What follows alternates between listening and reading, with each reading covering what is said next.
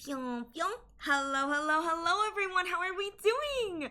I am Ariel Arashi, your owie. Hello, blood. Thank you for the love. Hello, everyone. How are we doing? I am Ariel Arashi, your local suckety-eared scuffed creature.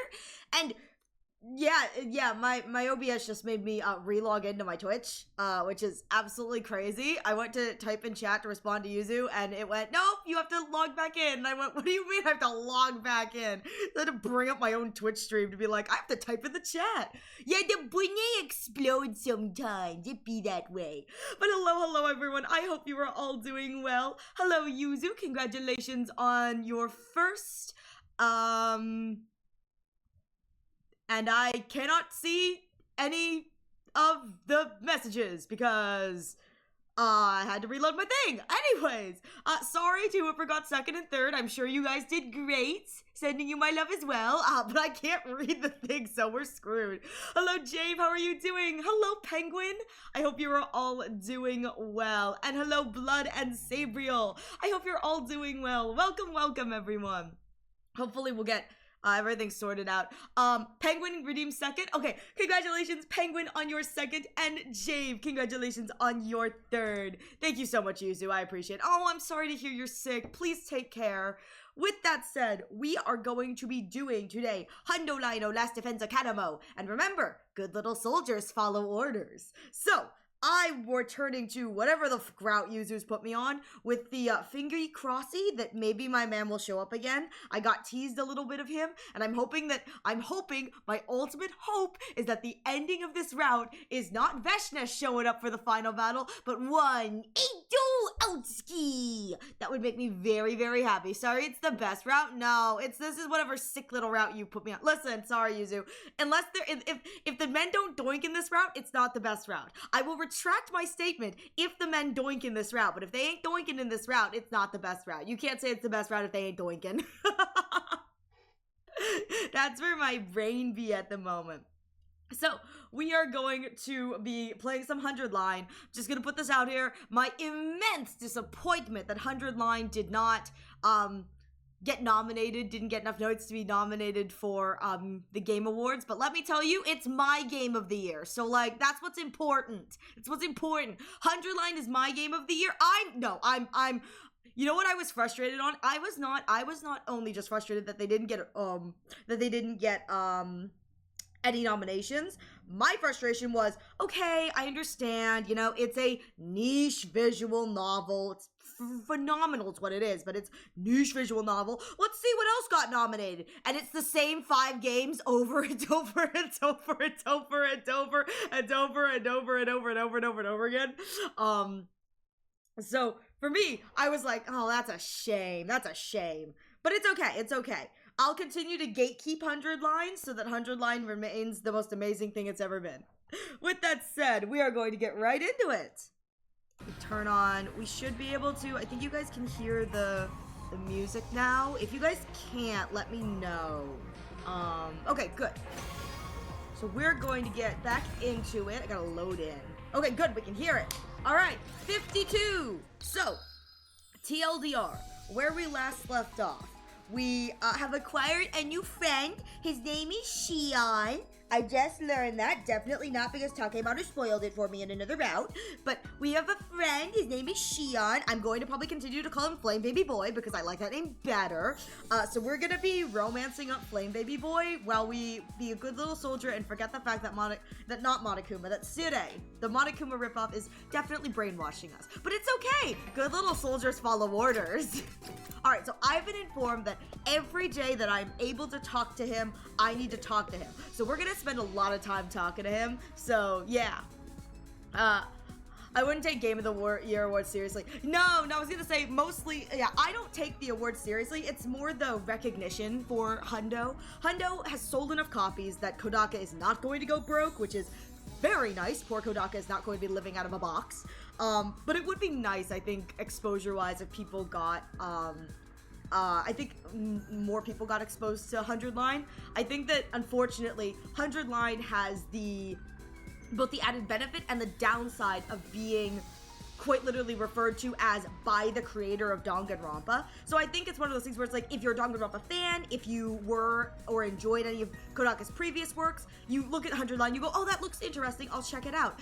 But for the people who don't like Danganronpa or who have grievances with Danganronpa, particularly Danganronpa 1 and 2, a lot of them look at 100 Line with this kind of like skepticism of, oh, it's written by the creator of 100, like, you know, Danganronpa. I don't want to check that out. Where, I'm gonna put this out there, this is leagues better than V3. I love Danganronpa V3. Kodaka was the lead writer for V3, and I love V3.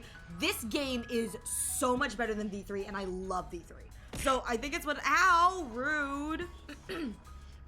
But it's one of, oh, there are specific locations? Oh, okay, thank you, Yuzu.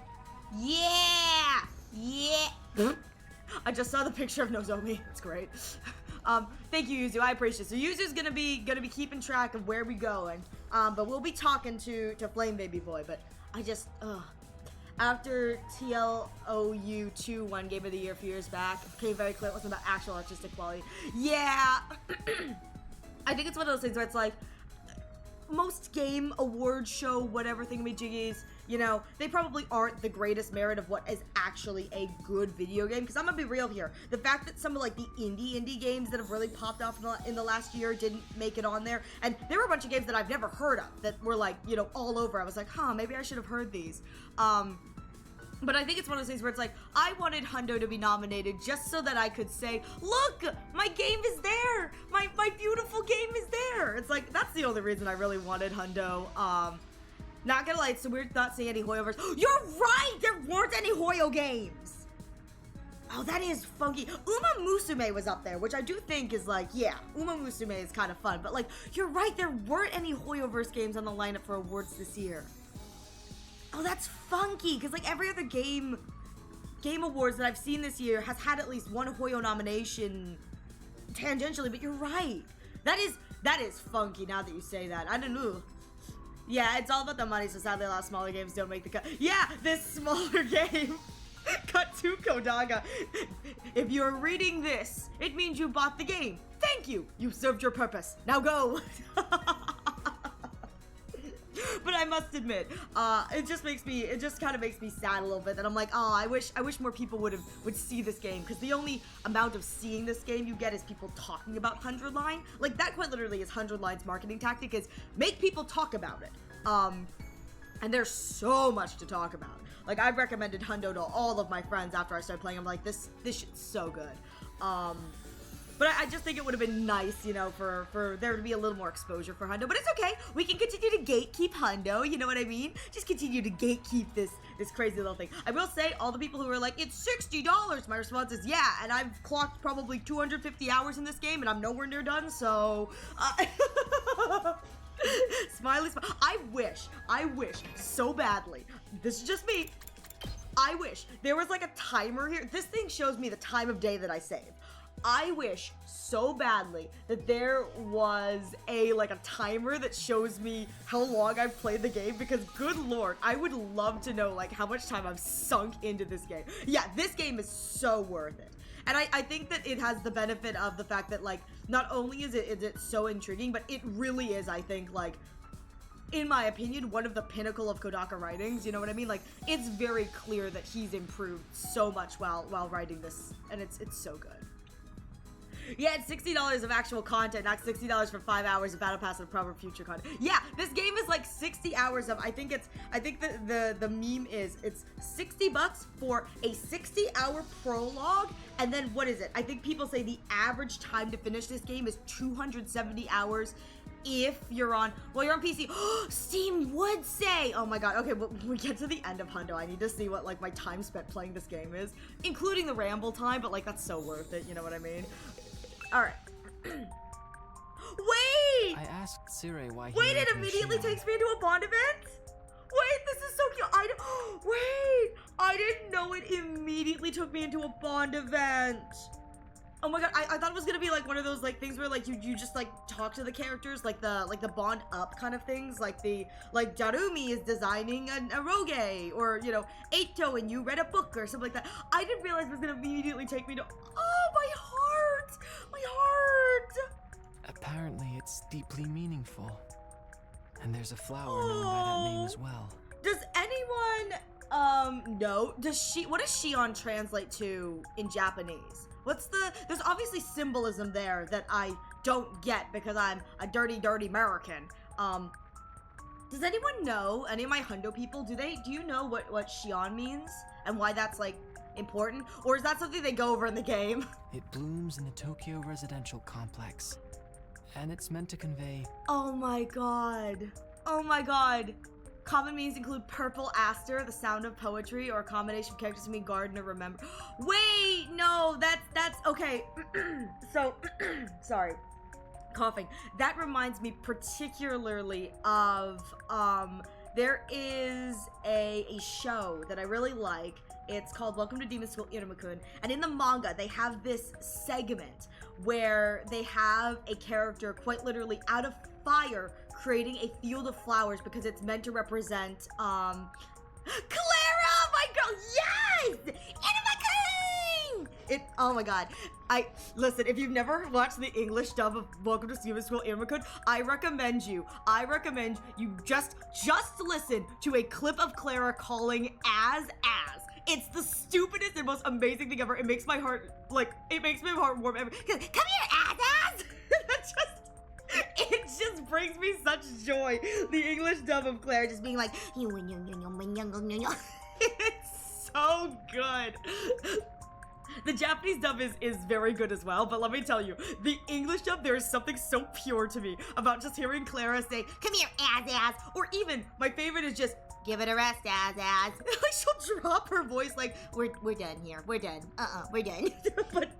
But anyway, I love Welcome to Demon School so much. I could go on and on. But there's a scene in the manga where Az creates this like field of flowers, and it's out of fire, and it's meant to represent, and I believe it's fire in a different color, and it's meant to represent like, you know, intense feelings of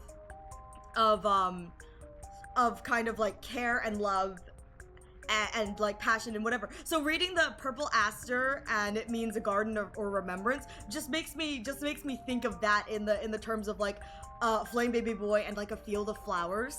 Like there's something so kind and sweet about Flame Baby Boy. He's so very earnest and gentle, and it's like I could 1000% see it's like, yes, these flames are like ravaging the earth, but it's one of those things where there's like, you know, when Takumi like pounded on the door and everyone was like, dude, you're gonna burn up, and Takumi's just like pounding and pounding. It's that trust that he had in Flame Baby Boy, that Flame Baby Boy would not let him burn. And there's a secondary scene where during that scene where they're talking about Az's blue fire in this field of flowers, where Iruma says, you always turn down the heat around us, even though controlling your powers like that must be tiring. It shows that you care about us. And I thought of the same thing when I thought of Shion with every time he appears around us, the flame is always turned down, which is him showing he cares. And the fact that you're, no, I'm not a Clara currently. Unfortunately for all of us, I love Asmodeus Alice. I sip for that man so badly. He's so gay and it's so good. No, so here's the crazy thing. He's so gay, but he's also so happy to be in the cuck chair. And I think that that's like the best part about Az, is that he's happy to sit in the cuck chair if it means that Iruma gets to like rise to the top. And I just, yeah, Az getting German suplex being the #1, but no, I absolutely love it because it's like the first episode when I saw it, I was like, okay, yeah, you know, this is going the way I expect it to, you know, he's gonna have blah blah blah blah blah, and then immediately he's like, oh, I'm so happy to serve you. I was like, oh my god, it completely threw my expectations out of the water. I was like, I'm sorry, what? But every time I think of Flame Baby Boy now, after you said that, I think of kind of the like, you know, the care that he puts into the fire, and the fact that every time we see him, we're never burning, you know what I mean? Which is, again, it's one of those things where it's like, they confirm in canon that it is exhausting for him to, you know, be manipulating the avatar and controlling the flames, and then also pumping out flames for the actual, like, you know, missiles and the wall of fire. And he's doing all of this, and he's working so hard. And listen, I don't know if you guys are caught up in the manga. I'm just gonna put this out here. Dark Iruma in a mini skirt. I'm just gonna put that out there. There is a chapter in the manga, Dark Iruma in a miniskirt. I cannot wait for that to hopefully get animated. Oh my god, please! Please! But you know, I'm so glad I'm not the only one here who enjoys Welcome to Demon School Iruma-kun. It's one of my guilty pleasure animes. I like fully went in expecting it to be like any other stereotypical, like not isekai, but like I don't know what the word is for that kind of like the kind of like, you know, that specific genre, because it's not really an isekai, but it kind of is. I was blown away. It takes itself so seriously and yet doesn't, in a way that I think is so charming. If you have not watched Welcome to Demon School Iruma-kun, I highly recommend it. It's great. It's probably the only manga I'm actually caught up with. I did not need to be reminded of Rosario Vampire. Oh, good lord. Oh, shoot. I did not need to be reminded that that anime existed. Oh, shoot. Good lord. Oh my god, good lord. Chat, does she know about Ichi the Witch? I do not know about Ichi the Witch. Yeah, I didn't have high expectations for it either, but it blew me away. Again, it is one of the only mangas that I actually keep up to date with as it comes out, because it's so good. It's so good. Again, I'm really hoping that it does well enough in Japan that I get season 5. I think season 5 will be the arc where I get Iruma, Dark Iruma in a mini skirt, because I'm pretty sure that's what comes next, I think. So, spoilers for one of the early Iruma-kun arcs. So, obviously, arcs 1 and 2 are the way they are. Season 3 is the Harvest Festival. Season 4 is Music Festival. Season 5, I think, is going to be Evil Doll Games, which means that we get Iruma in a mini skirt. And I really want Dark Iruma in a mini skirt, and I just think that that'd be so good, you know? Oh, it's by the same author? I did not know that. Okay, I'll have to check that out, because I love that. I love Iruma-kun's author so much. It's so good. It is Monster High School rom-com. It is, and what I think I really appreciate too is I'm going to shade My Hero Academia a little bit, and I do apologize. It's not a criticism of My Hero Academia, so My Hero fans, I do apologize. This is not a critique. It's just a statement. I think that, and this is my opinion, I think that Welcome to Demon School Iruma-kun does a better job of giving the background characters character and agency. That's just my opinion. But I think that over the course of the first, like, 5 arcs, we get a ton of information and, like, development and agency dumped on us about the background characters, where, like, I think that it's great that My Hero Academia has, like, a similar cast, but I could give 2 jack squats about some of the, like, classmates in My Hero. It's very clear that the way the story is written, it is written around, you know, the main character and the people that the main character, Deku. Deku interacts with most of the people who get the most, you know, character story growth and agency. Iruma-kun is not written that way. Iruma-kun is written in a way that, like, while they are advancing Iruma's plot, it is completely plausible for there to be side stories and episodes and even entire chunks where Iruma is not part of the plot and we get to see other characters grow. I think the Harvest Festival and leading up to that is one of the greatest examples. There are several episodes and chapters in the manga where we don't see Iruma at all because we're focused on a different character and how their growth and story correlate to watching them grow as a character. And I think that that's what I really appreciate about Welcome to Demon School Iruma-kun, is it forces me to care about the supporting cast in a way that I really enjoy. Like, I am deeply invested in the supporting cast and, like, watching them grow. I am deeply invested in, like, watching them achieve their dreams. I think that that's, like, so nice, and it makes me very happy, you know what I mean? It's like, since Iruma's not on the bigger sheet today, I love how those who know can't help themselves. Listen, you know? I